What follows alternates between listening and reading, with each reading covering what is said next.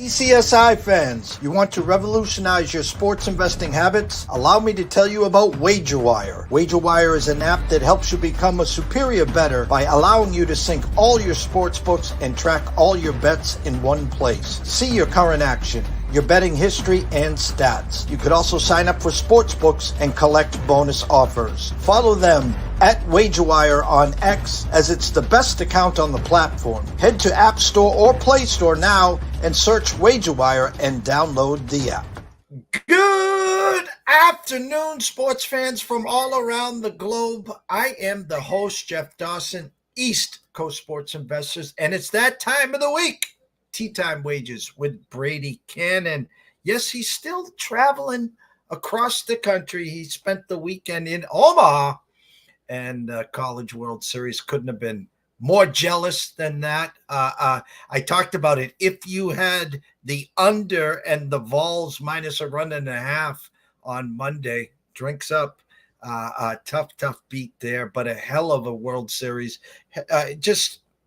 If you're not following college baseball by now, shame on you, but that's for another story. Anyways, shout out to our proud sponsor and partnership, of course, WagerWire. If you haven't downloaded the app, please head on down to Google Play or wherever you download the apps. It's free. I promise, I will take over from there. If you want to join the amazing WagerWire team, send an email to affiliate@wagerwire.com. Travis, Zach, Amber, Jay, the rest of the team and community will take good care of you. And from there, live, not from Omaha, but kind of, sort of, heading back. But he's still got another trip to go. The one and only, Mr. Brady Kannon. Mr. Dawson, good to be with you again, my friend. And yeah, Omaha was really a tremendous experience. My first College World Series ever. And it won't be my last, but boy, I learned a lot about heat and humidity in Omaha, Nebraska. Oh my goodness. I actually did come down with a little bit of a case of heat stroke, and you'll never know it. You know, I was drinking plenty of fluids, and I'm not talking about just beer. I was drinking plenty of water and, being pretty responsible about everything, and just hit me like the next day. And you just kind of feel out of sorts and nauseous. And, it feels like a bad hangover. And for a minute, I'm going, wait a minute, I didn't drink that much. What's going on?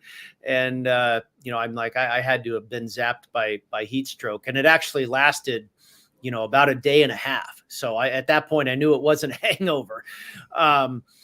But it was a record-breaking day on what day was it? It was Monday. It was Monday. The day of the championship game was the hottest June 24th in Omaha, Nebraska in decades. It was 99 degrees with about 65% humidity, and the heat index was about 111. Now, I've been in 111 in Las Vegas before, and I'm fine with that. I'm used to that type of thing. But with all that humidity, that was a new ball game for me. And it was tough, man. But no, the World Series was great. Enough about the weather stories. The ball games were fantastic. I made it through it, and I will be back another time. My advice is my advice is to sit in the shade, and I absolutely have no idea how those people do it that sit in the sun all day at Charles Schwab Field. Those are the true diehards right there. Never mind the Jello shots, right? That's right. I went to one of the old school hangouts for where the College World Series people used to gather. I did not go to Rocco's. That's the more new school where the Jello shots are handed out and whatnot. But our friend, a mutual friend, Lou Finicaro from Omaha, Nebraska, and has been to the College World Series many, many times. He tipped me on some hot spots from the old neighborhood where he grew up. So we frequented a couple of those. And we had Lou on at 3:00 talking UFC 303 as he gets ready to jump in the car tomorrow, leave Arizona. I guess an appearance on Friday and the weigh-ins Friday afternoon, and then he'll be ready live for 303 T-Mobile on Saturday. Yeah. He was, I had helped him arrange a little bit of a party with a number of friends of ours, but that party has since been canceled when Conor McGregor backed out of this UFC 303. So I guess some stuff still going on, and he's still going to make his way to Las Vegas, but not quite the production, of course, with McGregor no longer on the card. That's what how I let it. No Connor, no Chandler, no problem. And then he was talking about how they removed that fight and they brought two more in. It actually probably nothing's going to trump, of course, Connor, but I guess the actual card for the true UFC guys is a little stronger, less that fight. Okay, very good. Good news. Rocket Mortgage, and obviously, I felt for Tom Kim. I felt for everyone with the Tom Kim ticket. I felt for you. I mean, it is so hard to have a pre-flop winner. It's just the nature of the beast. And to withstand a 59 by Cam Young, right? To be sitting there, and of course, the number one golfer in the world, he didn't need 72 holes. He says, the hell with it. We'll go 73. Take us to Saturday, the 59, and take us through Sunday and the misery. Oh, man. You know, I kind of felt like you knew it was going to happen. You know, the Murphy's Law, what can go wrong will go wrong type of thing.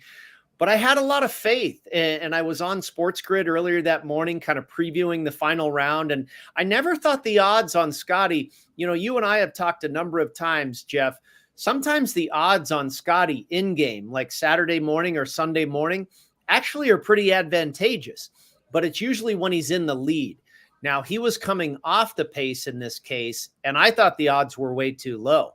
And I thought the value on Tom Kim was very good. I thought the value on Colin Morikawa was good. Akshay Bhatia. There were some other guys that had really valuable numbers, I thought, or very fair odds anyway.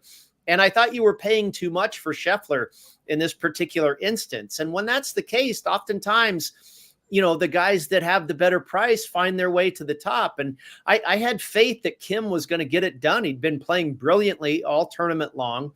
I thought that eventually the disappointment from last week at Pinehurst would get to Scottie, and there might just be one little blip in the radar, enough to get Kim home. But, you know, I was also worried by the fact that, and you and I talked about it on the show, and I joked about it. Everybody's bailing ship on Scottie because he was disappointing at the U.S. Open. Now you know what's going to happen. Well, it did happen. So, boy, as close as you can come. I guess I should have bet on Scottie too. But yeah, I haven't come that close without getting a winner in a long, long time, as we did with Tom Kim. The ride was fun. He had every opportunity on the playoff hole. Outdrove Scottie, had this basically the same approach shot that he made birdie with in regulation, and, you know, just mishit the shot, made bogey, and the rest is history. Going back, we watched Thursday. I sent out the ECSI VIP alert, and I said Scottie was plus 200. I was like, anyone wants to scratch an itch? There you go. There's Scottie plus 200. I do my due diligence Saturday morning, get up early, evaluate the numbers. I pull up Jeffrey Benson at the Circus, and he's got plus 1050 on Bhatia. Everywhere else was plus 1200, plus 1300. Yeah, so I do what I always do. I sent him a DM. I was like, all right, Jeff, spill the beans. What's going on here with Bhatia? He goes, we got some liability on Bhatia. Yeah, they were the shortest in the market. Woke up Sunday morning. Again, Scottie was plus 180, 185. But I think you're perfectly right. I mean, if you didn't get him at 375, 400, and on Thursday, Friday, Saturday, and of course, Sunday morning, you're getting them at 2-1. Your eyes were not wrong.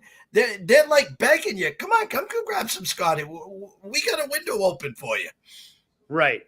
Yeah, no. And part of that was because you had very good competition around him that was, you know, even better off in the tournament. I mean, I think going into the final round, I want to say Scottie was 2 shots off the pace. It might've been just 1, but you had a number of guys that were also just 1 shot off the pace. Now, in a birdie fest, the guy with the lead is the guy with the advantage, because typically guys are not going to come back to the pack. I mean, if you make a bogey in that type of setting, you're dead, because, guys are shooting 65, 64, 60, 59s. You cannot make a bogey. You have to go low every single day. So with Kim out in front, that was kind of more fuel to the fire, why I thought he was the guy to beat, because he already had a leg up. In a track meet, you want to go with the guy that already has a lead on everybody else. And, Scottie, what was it? Scottie shot 65 on Sunday. Kim had his worst round of the week, a 66. Not all that bad, but it was his worst round of the week, and it ended up costing all of us. Week off from Scottie, I guess everyone else is breathing a sigh of relief. Not a signature event. Scottie says he's going to take, I think, the next couple of weeks off, and they'll meet everyone at the British Open. I know Rory's taking another week off. He's going to defend at the Scottish, and then the British Open. So it's a Detroit Rock City. It's the Rocket Mortgage. I think, looking at DraftKings right now, Tom Kim plus 1,200, Cam Young, Mr. 59, plus 1,600, Min Woo Lee plus 2,000, with Batia, and then Pendrith, Geiger at 25, and Maverick McNeely at plus 28, Keith Mitchell at plus 3,000. So not the big stellar names that we have been accustomed the last couple weeks. Yeah, kind of interesting that, one of the big names in this field, Will Zalatoris, is not really at the top of the board. I mean, it tells you about his game in 2024. He's flashed a couple of times, but really hasn't been there. It's not a bad field. You don't have a lot of stars, obviously, but, people that are really into this, I mean, recognize that there's a lot of pretty darn good players in this field. You just named them: Cam Young, Tom Kim, Stefan Jaeger, already has a win this season at Memorial Park. Taylor Pendrith has a win at the Byron Nelson. Maverick McNeely still searching for his first PGA Tour win, but a heck of a player. I mean, you can go about 20, 25 players deep on that odds board, and those are all pretty darn good B-tier players, if you will. Well, it's an event where I'm expecting some scores. I'm expecting almost, I don't want to say like you could breathe. Like you said, could this be, you had Tom Kim last week. Do people that get bit last week, do they come back? I mean, he's the favorite here. As you said, you can go 20, 25. Is this what happened in January and February, where someone from downtown, the plus 75s, the plus hundreds, is this the week to expect the unexpected? I think so, somewhat. Yeah. I mean, like I said, the first 20, 25 players on the odds board are obviously the class of this field, and any of those guys winning wouldn't surprise me. But yeah, those guys are not Scottie Scheffler. Those guys are not Colin Morikawa, the closers that we have seen in this sport. So absolutely, I think a triple digit winner, an 80-1, who knows, a 200-1. Yeah, it is very possibly out there. And we've seen that at this tournament before. Nate Lashley. This tournament's only been around for 5 years. This is the 6th year that it's being played on the PGA Tour at Detroit Golf Club. So there's not a lot of course history here. There's not a lot of history at all to go off of, but I believe it was the first year of this tournament. Nate Lashley was a big underdog, better than 200-1, I believe. And then you had some bombers win in Cam Davis. Cam Davis was pretty decent price, if I recall. And I remember that one all too well. I had like two guys that were either in the playoff or right there at the bitter end. Boy, that was a close one too. I had like Alex Noren and Troy Merritt, who I think one of them got into the playoff, and Noren missed the playoff by a shot, and Cam Davis ends up winning on the 4th playoff hole or something like that. That was another near miss that I remember. Also missed out with Matthew Wolff. Bryson DeChambeau won this one year, and Matthew Wolff finished second. And I had Wolff at like 125-1 or something. So this midsummer stretch hasn't been all that kind to me over the past years, and Tom Kim just following the trend there last week at the TPC River Highlands. But I don't know, maybe we can break through this year. It has played to catered to some bigger hitters. I mentioned DeChambeau, Matthew Wolff finishing runner-up, Cam Davis, a big hitter, and then Tony Finau a couple years ago winning. Nate Lashley, not necessarily a big hitter, and Ricky Fowler, a decent hitter, but you wouldn't classify Ricky Fowler as a bomber. One of the most popular winners of all of 2023, though, last year, Ricky Fowler winning for the first time in over 4 years in a playoff here over Adam Hadwin and Colin Morikawa. So, it's been a pretty cool potpourri of winners here. And, generally, I think bombers kind of tend to have the advantage almost every week. Length is typically an advantage. And I think it's true here again this week, but there have been some shorter knockers definitely in play. I mentioned Alex Noren. I mentioned Troy Merritt. Russell Henley's been there. Some of those accurate drivers of the golf ball that find the fairways and have done plenty well here. So, I don't think you should just put your card all on the bigger hitters. You ought to mix it up a little bit. And that includes probably some triple digit bombs, to your point as well, Jeff. Before we get to the course evaluation and, of course, your outrights here, I have to ask one question. We're coming up to the dog days of summer. We still have one major left. We'll have the FedEx Cup, of course. My question to you is just the dominance of Scottie, Tiger-esque. His pre-flops now less than 4-1, 350, 375s, once in a while, 4-1s. Yes, if he doesn't have a great first round, you can catch him, second, third, fourth round at 200. My question to you is for someone trying to get their feet wet in golf, the pre-flops are so hard. Do you almost every event he's in now have to figure out how much am I going to invest in pre-flops and then figure out unit sizing and just grab the 4-1 with Scottie? It's never going to get bigger, and then work your way back. Yeah, it's really hard because, I've bet on Scottie twice pre-flop all year.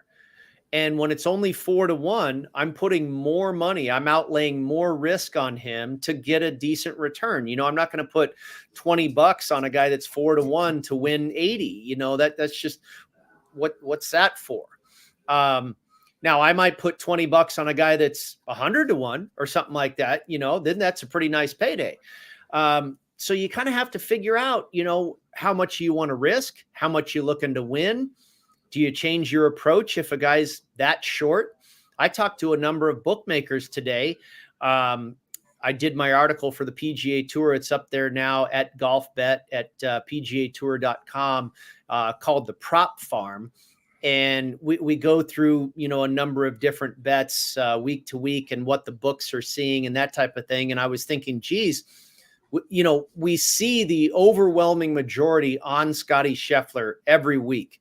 And obviously since this historic run has started, they've gravitated to him just about each and every week. Finally, they got off of him a little bit last week, but there was still liability on Scottie and still a high ticket count and all that stuff. Not as much as we had seen in the past.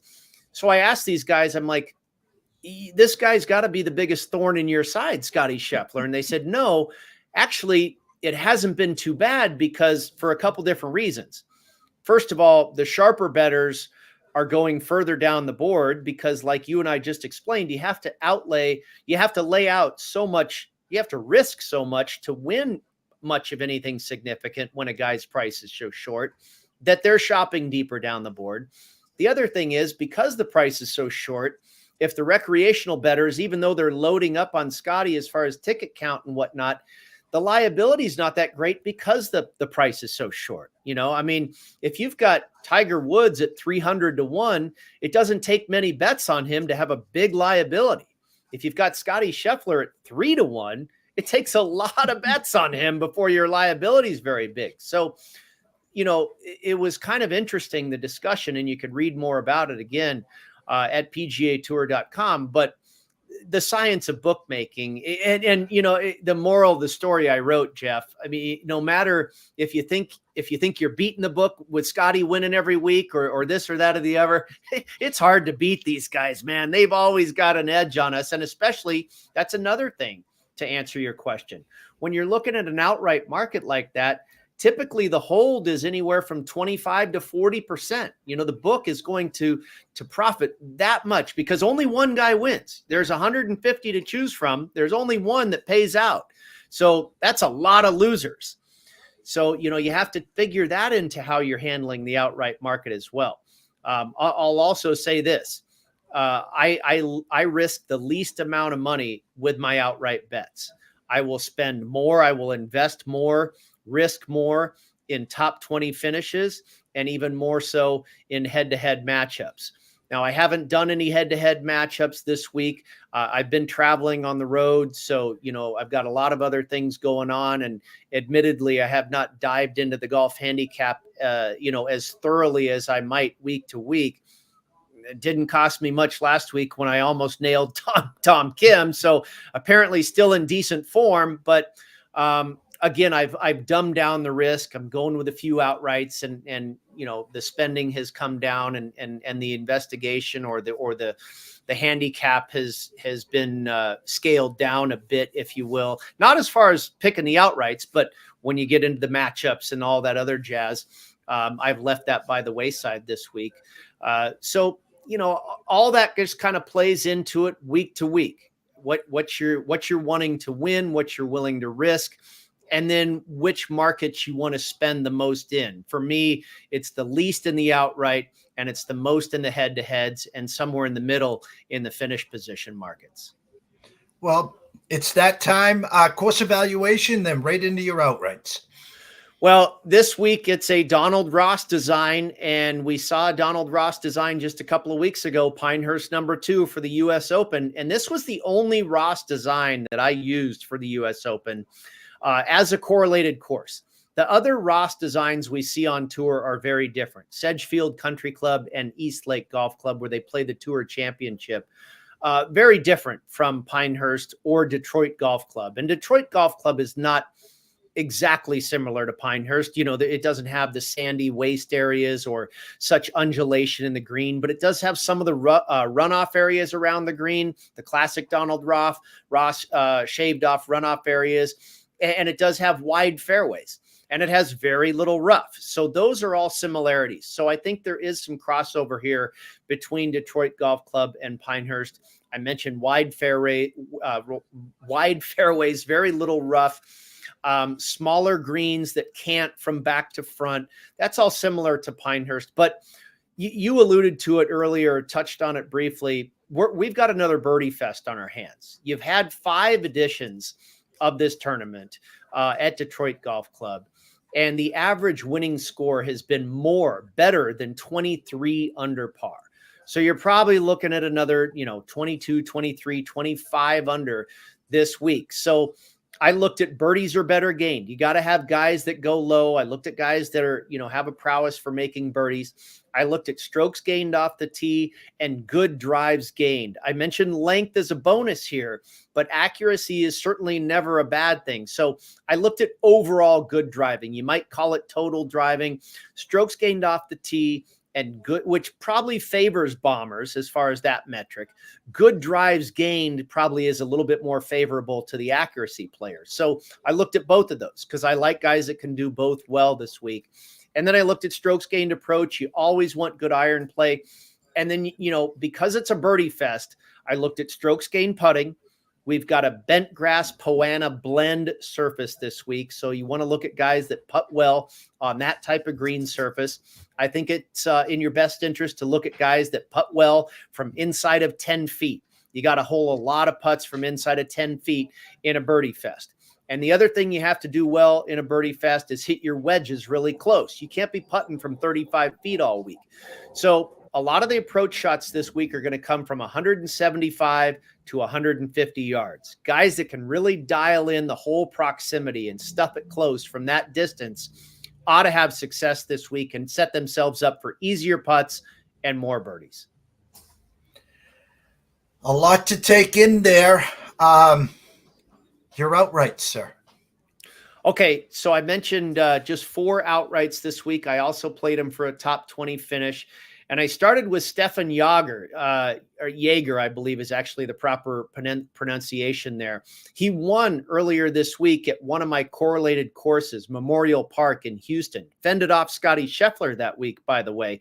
If you recall, Scheffler finished second that week. But Jaeger, already a proven winner on tour, almost won earlier this year at Torrey Pines for the Farmers Insurance Open. One of the reasons that he has been contending and been a better player as of late is because he's become a better putter, much improved putter this season versus seasons past. He also just finished 21st at the U.S. Open. I mentioned Memorial Park, a correlated course of ours where he has also won. It was in 2023 that he finished 11th at TPC Craig Ranch for the Byron Nelson. That is another correlated course for me this week. Wide fairways, birdie fest type of situation. So Stefan Jaeger, has a lot of boxes checked as far as correlated courses, current form. Oh, and by the way, has some course history here as well. He stuffs his wedges in, by the way, from about 175 to 125. He's one of the best in this field. He's 15th in this field over the last 24 rounds for strokes gained off the tee. He is more of the bomber mold.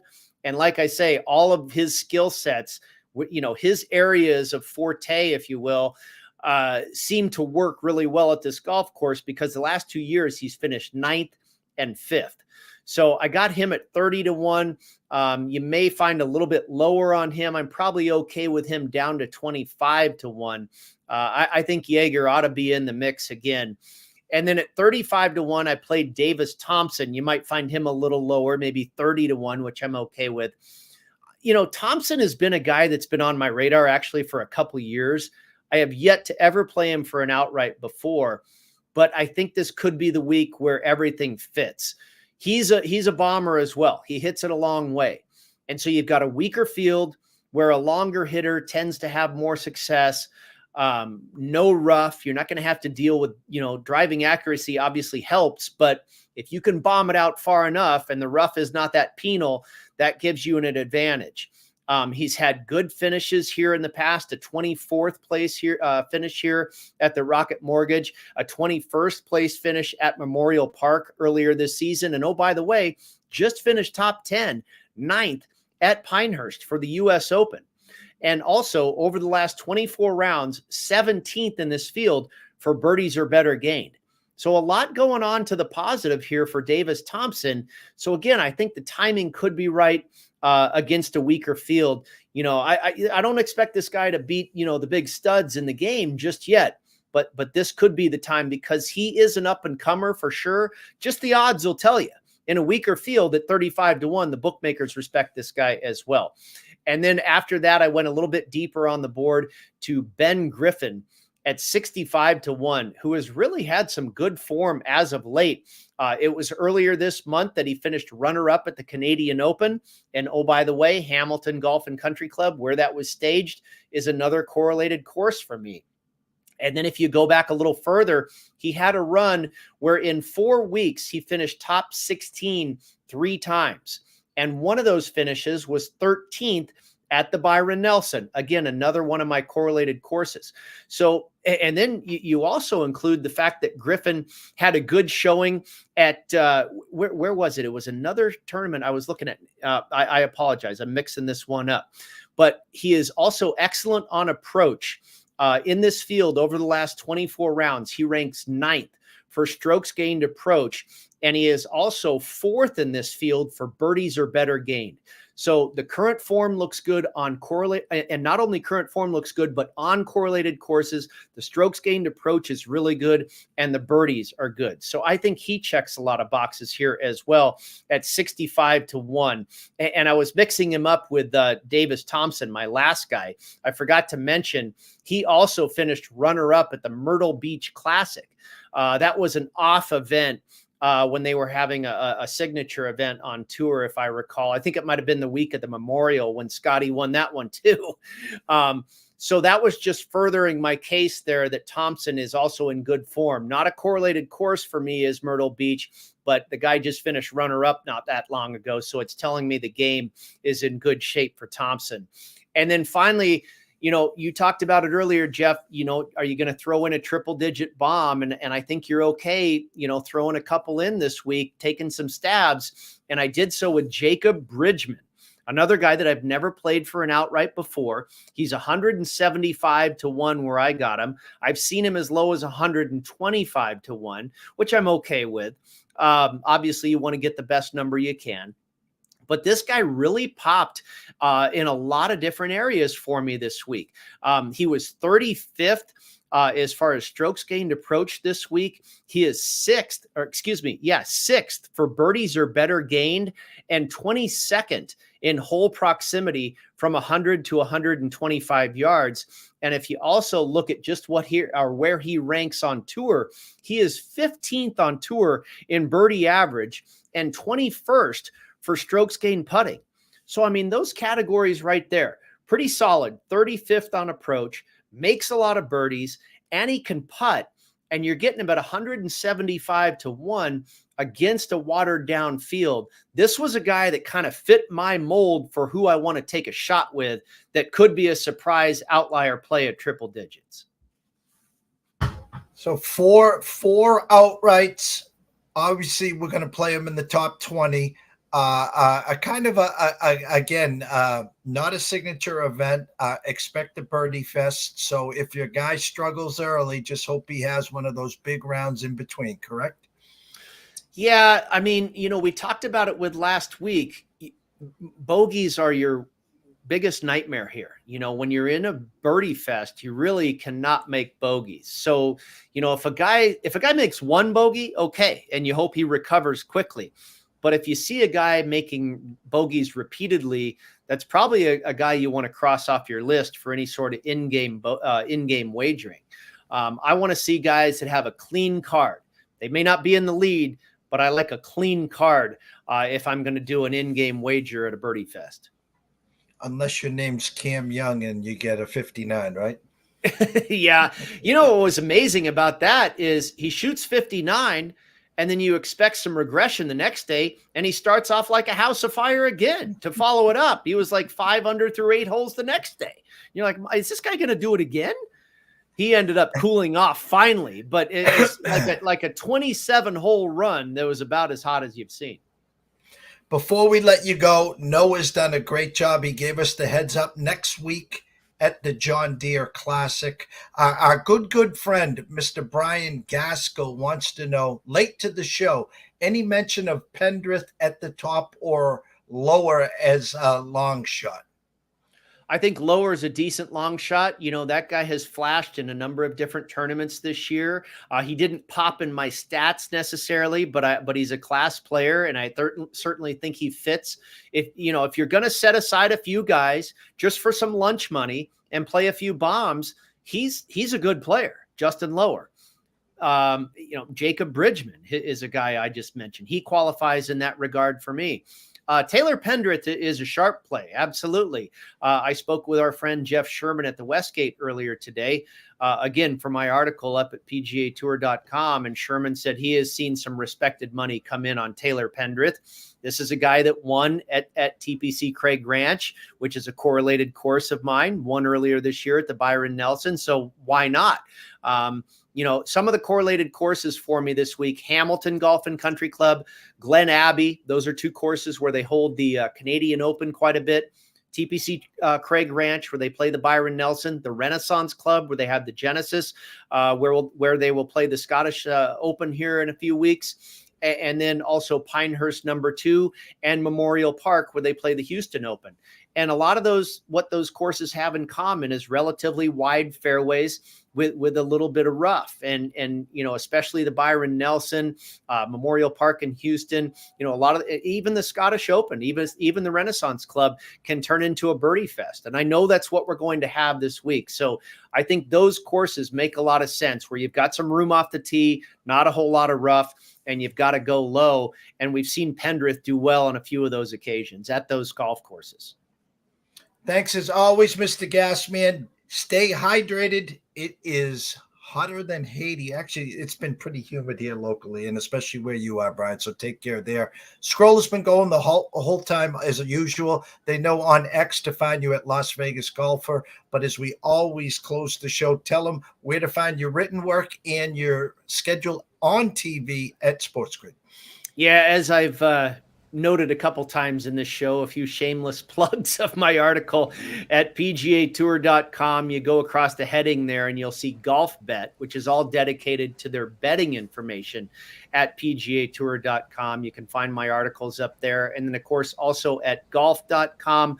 I will not be on Sports Grid a little bit later this evening. I will not be back on Sports Grid until Saturday. Got a couple days off here on the grid, but you can always find everything updated there at my Twitter handle, Las Vegas Golfer.